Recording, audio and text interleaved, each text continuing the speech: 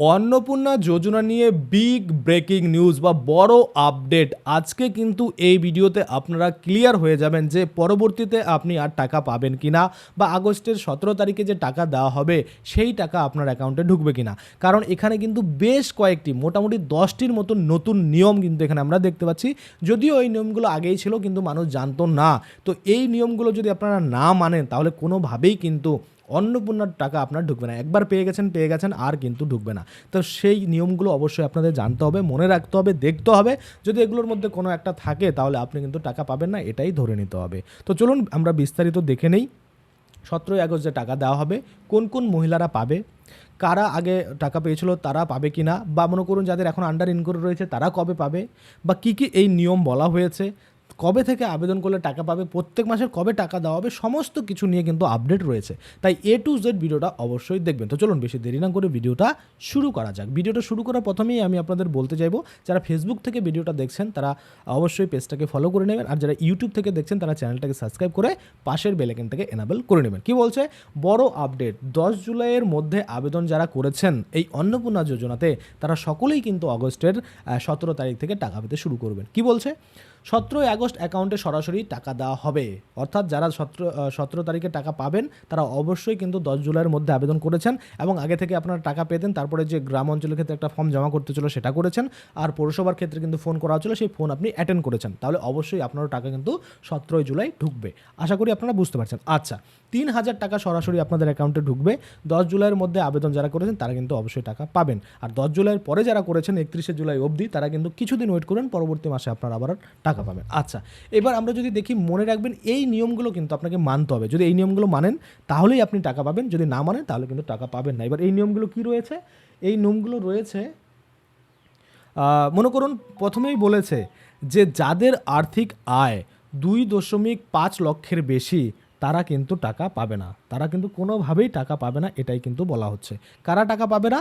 যাদের মনে করুন 2.5 মানে 2.5 লক্ষের বেশি ইনকাম রয়েছে তারা কিন্তু টাকা পাবে না। আচ্ছা, তারপরে যদি আমরা দেখি যারা 4 চাকা গাড়ির মালিক, মনে করুন আপনার বাড়িতে 4 হুইলার রয়েছে, তো সেক্ষেত্রে আপনি কিন্তু কোনোভাবেই এই টাকা সেটা কিন্তু পাবেন না, এটা কিন্তু পরিষ্কার করে বলা হয়েছে। আচ্ছা, তারপরে কি বলছে, মনে করুন যাদের সরকারি চাকরি আছে তারাও কিন্তু টাকা পাবেন না। আচ্ছা, যাদের আয়কর বা ইনকাম ট্যাক্স দেন তারাও কিন্তু টাকা পাবেন না। যাদের পাকা বাড়ি নির্দিষ্ট মানের বেশি, অর্থাৎ পাকা বাড়ি থাকলে টাকা পাবেন সেটা নিয়ে সমস্যা নাই, কিন্তু নির্দিষ্ট মানের বেশি, ধরুন 2টো রুমের আপনার রয়েছে, 3টে রুমের যদি থাকে সেক্ষেত্রে মানে একই ছাদে রয়েছে কিনা, এগুলো অনেক নিয়ম রয়েছে, সেটার উপর ভিত্তি করে কিন্তু দেওয়া হবে, কিন্তু পাকা বাড়ি থাকলে কোনো সমস্যা নেই, এটা কিন্তু এখানে পরিষ্কার বলেছে। আচ্ছা, তারপরে যাদের বাড়ি পাকা, যেটা বলছে যে নির্দিষ্ট মান রয়েছে সেই মানের উপরে হলে কিন্তু, ধরুন দোতলা বাড়ি রয়েছে, তাহলে সেক্ষেত্রে আপনি পাবেন না। আচ্ছা, যারা বিদেশ ভ্রমণ করেছেন নির্দিষ্ট সময়ের মধ্যে তারাও কিন্তু টাকা পাবেন না। এইটা কেমন নিয়ম? মানে বিদেশ ভ্রমণ করেছেন নির্দিষ্ট সময়ের মধ্যে তারা কিন্তু টাকা পাবেন না। আচ্ছা, যাদের নামে একাধিক রেশন কার্ড আছে তারাও কিন্তু টাকা পাবেন না। একাধিক বলতে ভুয়ো রেশন কার্ড। আচ্ছা, ভুল তথ্য বা ভুয়ো নথি জমা দিয়ে যারা মনে করুন এই টাকা নেওয়ার চেষ্টা করছেন বা একবার পেয়েও গেছেন তারাও কিন্তু টাকা পাবেন না, এটাই কিন্তু এখানে পরিষ্কার করে বলা হয়েছে। তাই এখানে এই যে অন্নপূর্ণা যোজনার টাকা, এটা নিয়ে কিন্তু এত হয়রানি হতে হচ্ছে। কারণ যারা যোগ্য তারা দেখা যাচ্ছে টাকা পাচ্ছে না, যারা অযোগ্য তারা কিন্তু টাকা পেয়ে যাচ্ছে। এই নিয়ে কিন্তু পৌরসভা ঘেরাও, পঞ্চায়েত ঘেরাও, বিডিও অফিস ঘেরাও, এগুলো আমরা অনেক নিউজ দেখেছি। তাই এইরকম যেন না হয়, যারা যোগ্য প্রার্থী তারা যেন বাদ যায় এবং যারা অযোগ্য প্রার্থী তারা যে টাকা পেয়েছে এইরকম যেন না হয়, সেই দিকটা লক্ষ্য রেখেই কিন্তু এটা করা হচ্ছে। আর আপনারা হয়তো সকলেই জানেন যে এখনও অবধি প্রিভিয়াস সরকারের কিছু কিছু আধিকারিক যারা পঞ্চায়েত, ব্লক, পৌরসভাতে রয়ে গেছেন, যারা কিন্তু দেখে শুনে মানে বুঝে শুনে এই কাজগুলো করছে এই সরকারকে বদনাম করার জন্য। তো যাই হোক, তাদেরকে আইডেন্টিফাই করা হচ্ছে, তাদেরকে সাসপেন্ডও করা হচ্ছে, তাদেরকে কিন্তু মনে করুন যে যথাযথ শাস্তি সেটা দেওয়া হচ্ছে, বা তাদের সেই দায়িত্ব থেকে কিন্তু সরানো হচ্ছে। আশা করি আপনারা অনেক নিউজ এরকম দেখেছেন, আপনারা জানেন।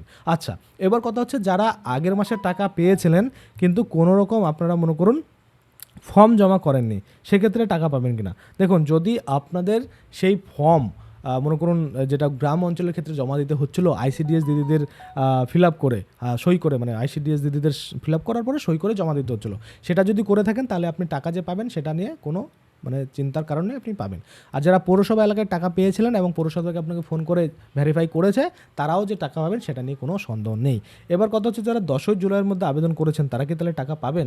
হ্যাঁ, আপনাদের যদি অ্যাপ্রুভাল পায় তাহলেই আপনারা টাকা পাবেন, যদি অ্যাপ্রুভাল না পায় তাহলে আবার টাকা পাবেন না। তাই আপনাকে অবশ্যই অনলাইনে চেক করে দেখতে হবে যে আপনার আবেদনটা অ্যাপ্রুভাল পেয়েছে কিনা। আশা করি আপনারা বুঝতে পারছেন। আর যাদের এখনও আন্ডার ইনকোয়ারি দেখাচ্ছে তারা একটু অপেক্ষা করবেন, কেননা যতক্ষণ না আপনাদের অ্যাপ্রুভাল পাচ্ছে ততক্ষণ আপনাদের টাকা ঢোকার সম্ভাবনা কিন্তু নেই।